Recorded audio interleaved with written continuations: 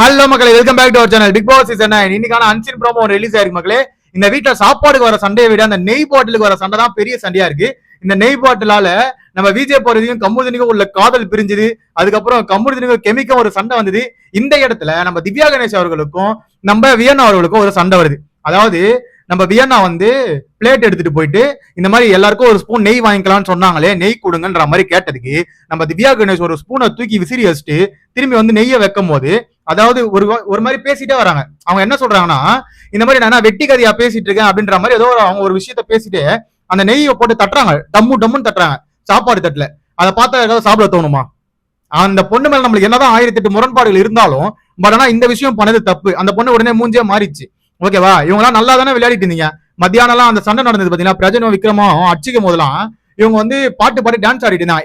இந்தாக்கான்னு போட்டு நம்ம திவ்யா கணேஷ் வியன்னா விஜய் போல டான்ஸ் ஆடிட்டு இருந்தாங்க. ஆனா இந்த இடத்துல மறுபடியும் அடிச்சுக்கிறாங்க. அது காரணம் என்ன தெரியுமா?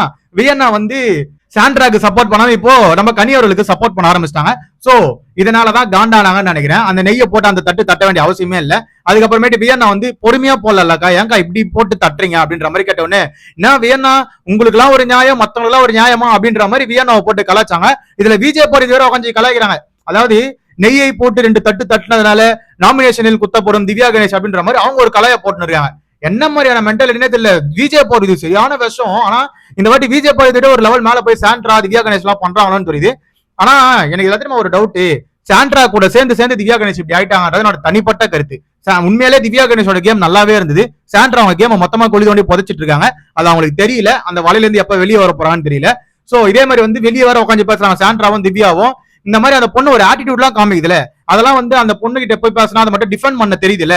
நான் என்ன இப்படி வேணுமுன்ட்டா தட்டினேன்? நம்ம வீட்டுல எல்லாம் 2 தட்டு இப்படி தட்டுவோம்ல, அதாவது நம்மளுக்கு எதனா நெய் வரல அப்படி ஒட்டி இருந்ததுன்னா 2 தட்டு தட்டுவோம்ல, அந்த மாதிரி தட்டணும்னு சொல்றதை ஜஸ்டிஃபை பண்றாங்க. ஆனா உண்மையிலே கான்ல தான் அடிச்சா மாதிரி இருந்தது. ஒரு ஸ்பூனை தூக்கி விசிறி வச்சுட்டு அவங்களுக்கு என்ன காரணம், இவங்க 2 பேரும் இந்த வீட்டுல ஃபுல்லா எல்லா வேலையும் அவங்க தான் பாக்கணும்னு சொல்லிட்டாங்க.